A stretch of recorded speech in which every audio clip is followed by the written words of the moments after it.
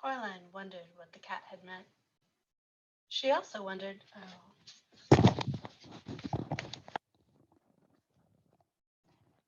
try this again. Coraline wondered what the cat had meant. She also wondered whether all cats could talk where she came from and just chose not to, or whether they could only talk when they were here, wherever here was. She walked down the brick steps to the Mrs. Spink and Forcible's front door. The blue and red lights flashed on and off.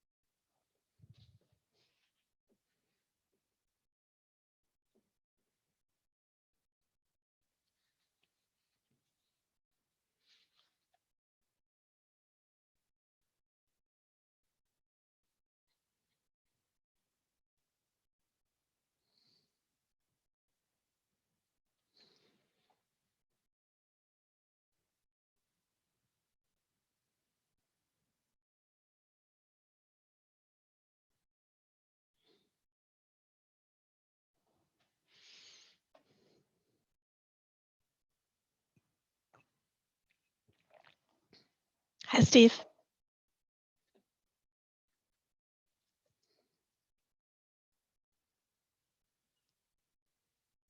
Can everyone hear me?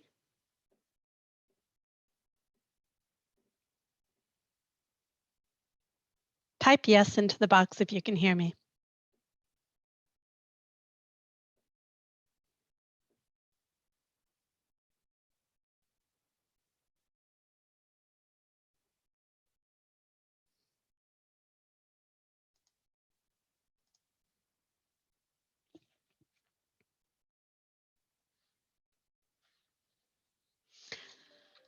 Whoops, sorry.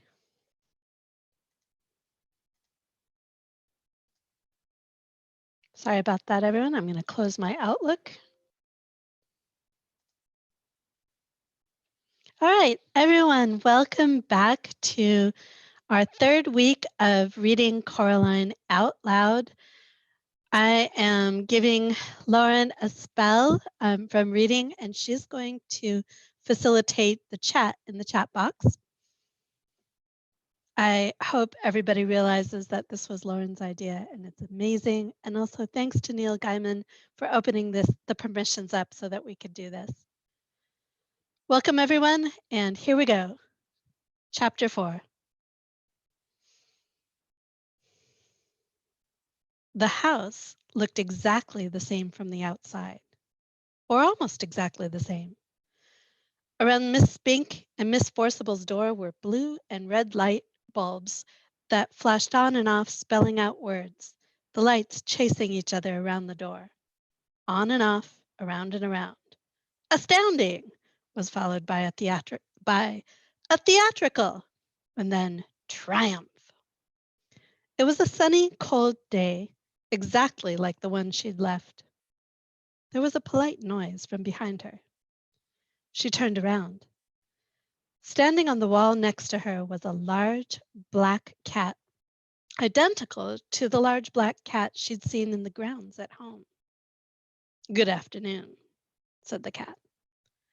Its voice sounded like the voice at the back of Coraline's head, the voice she thought words in, but a man's voice, not a girl's. "Hello," said Coraline. "I saw a cat like you in the garden at home. You must be the other cat." The cat shook its head. "No," it said. "I'm not the other anything. I'm me." It tipped its head on one side. Green eyes glinted. "You people are spread all over the place. Cats, on the other hand, keep ourselves together, if you see what I mean." "I suppose, but if you're the same cat I saw at home, how can you talk?" "Cats don't have shoulders, not like people do." But the cat shrugged in one smooth movement that started at the tip of its tail and ended in a raised movement of its whiskers. "I can talk." "Cats don't talk at home." "No?" said the cat. "No," said Coraline. The cat leapt smoothly from the wall to the grass near Coraline's feet. It stared up at her. "Well, you're the expert on these things," said the cat dryly. "After all, what would I know? I'm just a cat." It began to walk away, head and tail held high and proud. "Come back," said Coraline. "Please, I'm sorry, I really am." The cat stopped walking and sat down and began to wash itself thoughtfully, apparently unaware of Coraline's existence. We could be friends, you know," said Coraline. "We could be rare specimens of an exotic breed of African dancing elephants," said the cat. "But we're not. At least," it added cattily, after darting a brief look at Coraline, "I'm not." Coraline sighed. "Please, what's your name?" Coraline asked the cat. "Look, I'm Coraline, okay?" The cat yawned slowly, carefully, revealing a mouth and tongue of astounding pinkness. "Cats don't have names," it said. "No?" said Coraline. "No," said the cat. "Now, you people have names. That's because you don't know who you are. We know who we are, so we don't need names." There was something irritatingly self-centered about the cat, Coraline decided, as if it were, in its opinion, the only thing in any world or place that could possibly be of any importance. Half of her wanted to be very rude to it. The other half of her wanted to be polite and deferential. The polite half won. Please, what is this place? The cat glanced around briefly. It's here, said the cat. I can see that. Well, how did you get here? Like you did. I walked, said the cat. Like this. Coraline watched as the cat walked slowly across the lawn. It walked behind a tree, but didn't come out the other side. Coraline went over to the tree and looked behind it. The cat was gone. She walked back toward the house. There was another polite noise from behind her. It was the cat. By the by, it said, it was sensible of you to bring protection. I'd hang on to it if I were you. Protection? That's what I said the cat. And anyway, it paused and stared intently at something that wasn't there. Then it went down into a low crouch and moved slowly forward 2 or 3 steps. It seemed to be stalking an invisible mouse. Abruptly, it turned tail and dashed for the woods. It vanished among the trees. Coraline wondered what the cat had meant. She also wondered whether cats could all talk where she came from and just chose not to, or whether they could only talk when they were here, wherever here was. She walked down the brook steps to the Mrs. Spink and Forcible's front door. The blue and red lights flashed on and off. The door was open, but just slightly. She knocked on it, but her first knock made the door swing open, and Coraline went in. She was in a dark room that smelled of dust and velvet. The door swung shut behind her, and the room was black. Coraline edged forward into a small anteroom. Her face brushed against something soft. It was cloth. She reached up her hand and pushed at the cloth. It parted. She stood blinking on the other side of the velvet curtains in a poorly lit theater. Far away, at the edge of the room, was a high wooden stage, empty and bare, a dim spotlight shining onto it from above. There were seats between Coraline and the stage, rows and rows of seats. She heard a shuffling noise and a light came toward her, swinging from side to side. When it was closer, she saw the light was coming from a torch being carried in the mouth of a large black Scotty dog, its muzzle gray with age. Hello, said Coraline. The dog put the torch down on the floor and looked up at her. Right. Let's see your ticket, it said gruffly. Ticket? That's what I said. Ticket. I haven't got all day, you know. You can't watch the show without a ticket. Coraline sighed. I don't have a ticket, she admitted. Another one, said the dog gloomily. Come in here, bold as anything. Where's your ticket? Haven't got one. I don't know. It shook its head, then shrugged. Come on, then. The dog picked up the torch in its mouth and trotted off into the dark. Coraline followed. When it got near to the front of the stage, it stopped and shone the torch onto an empty seat. Caroline sat down and the dog wandered off. As her eyes got used to the darkness, she realized that the other inhabitants of the seats were also dogs. There was a sudden hissing noise from behind the stage. Coraline decided it was the sound of a scratchy old record being put onto a record player. The hissing became the noise of trumpets, and Miss Spink and Miss Forcible came onto the stage. Miss Spink was riding a one-wheeled bicycle and juggling balls. Miss Forcible skipped on behind her, holding a basket of flowers. She scattered the flower petals across the stage as she went. They reached the front of the stage, and Miss Spink leaped nimbly off the unicycle, and the 2 old women bowed low. I believe there's a picture of this. Let me find it.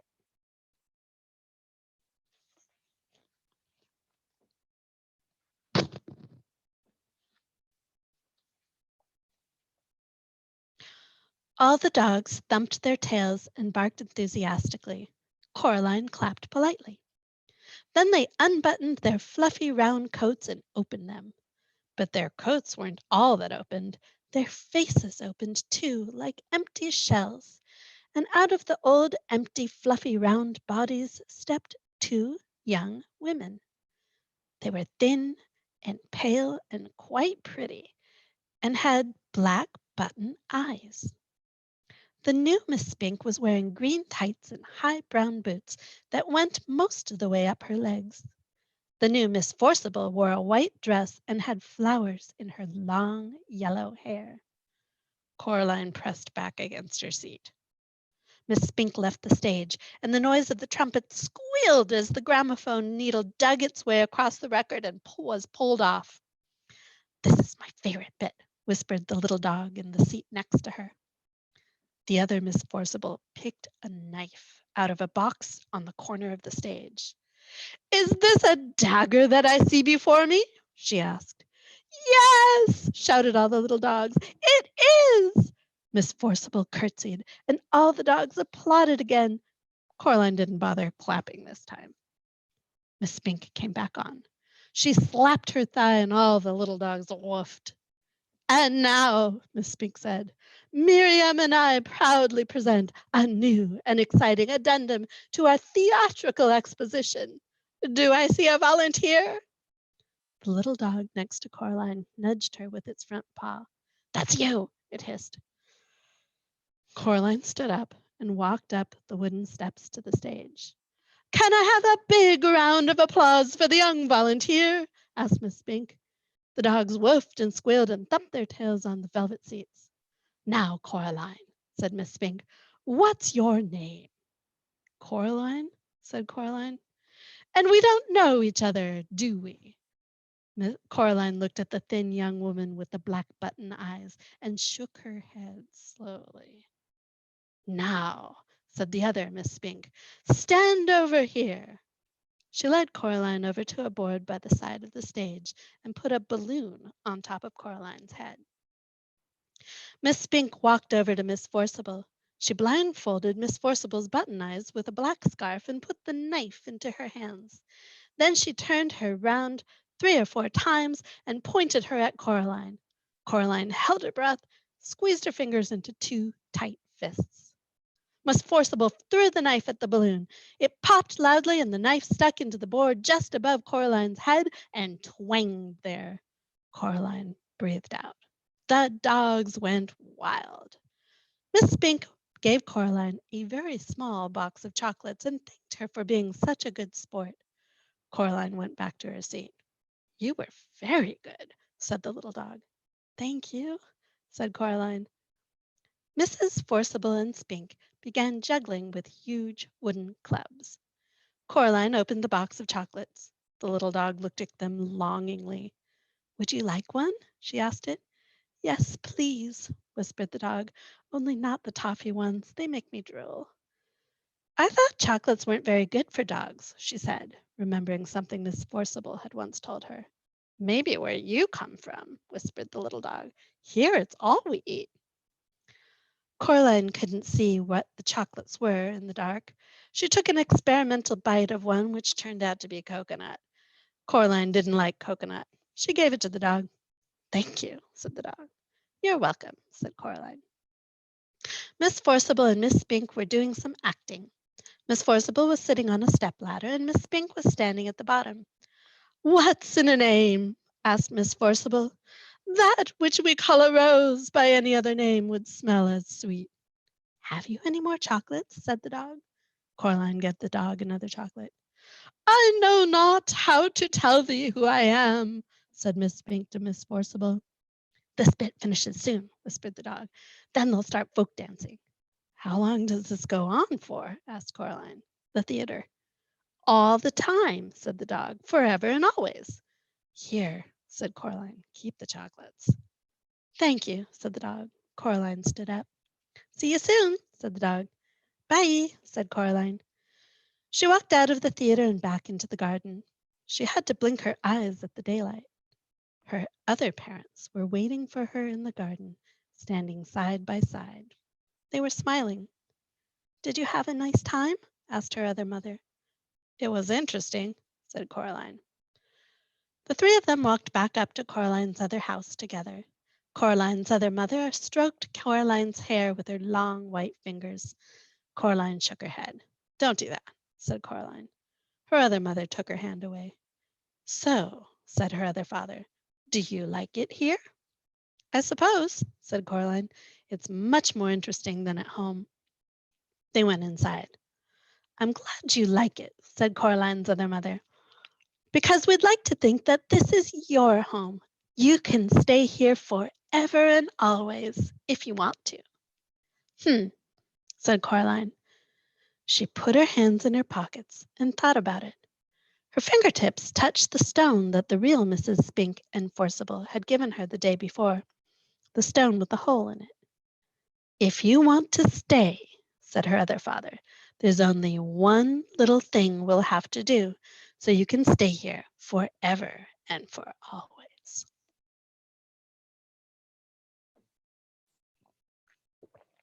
They went into the kitchen.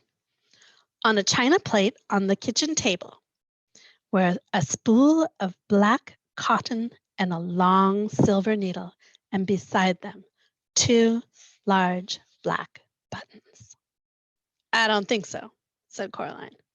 Oh, but we want you to, said her other mother. We want you to stay, and it's just a little thing. It won't hurt, said her other father. Coraline knew that when grown-ups told you something wouldn't hurt, it almost always did. She shook her head. Her other mother smiled brightly, and the hair on her head drifted like plants under the sea. We only want what's best for you, she said. She put her hand on Coraline's shoulder. Coraline backed away. I'm going now, said Coraline. She put her hands back in her pockets. Her fingers closed around the stone with the hole in. Her other mother's hand scuttled off Coraline's shoulder like a frightened spider. If that's what you want, she said. Yes, said Coraline. We'll see you soon, though, said her other father. When you come back, said Coraline. And then we'll all be together as one big happy family, said her other mother, forever and always. Coraline backed away. She turned and hurried into the drawing room and pulled open the door in the corner. There was no brick wall there now, just darkness, a night black underground darkness that seemed as if things in it might be moving. Coraline hesitated. She turned back. Her other mother and her other father were walking towards her, holding hands. They were looking at her with their black button eyes, or at least she thought they were looking at her. She couldn't be sure. Her other mother reached out her free hand and beckoned gently with one white finger. Her pale her pale lips mouthed, "Come back soon," although she said nothing aloud. Coraline took a deep breath and stepped into the darkness where strange voices whispered and distant winds howled. She became certain that there was something in the dark behind her, something very old and very slow. Her heart beat so hard and so loudly, she was scared it would burst out of her chest. She closed her eyes against the dark. Eventually, she bumped into something and opened her eyes, startled. She had bumped into an armchair in her drawing room.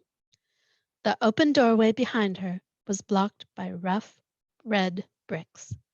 She was home. And that's the end of chapter 4. Here's the picture. It's terrifying. I'm terrified. And now Lauren is going to lead us in discussion.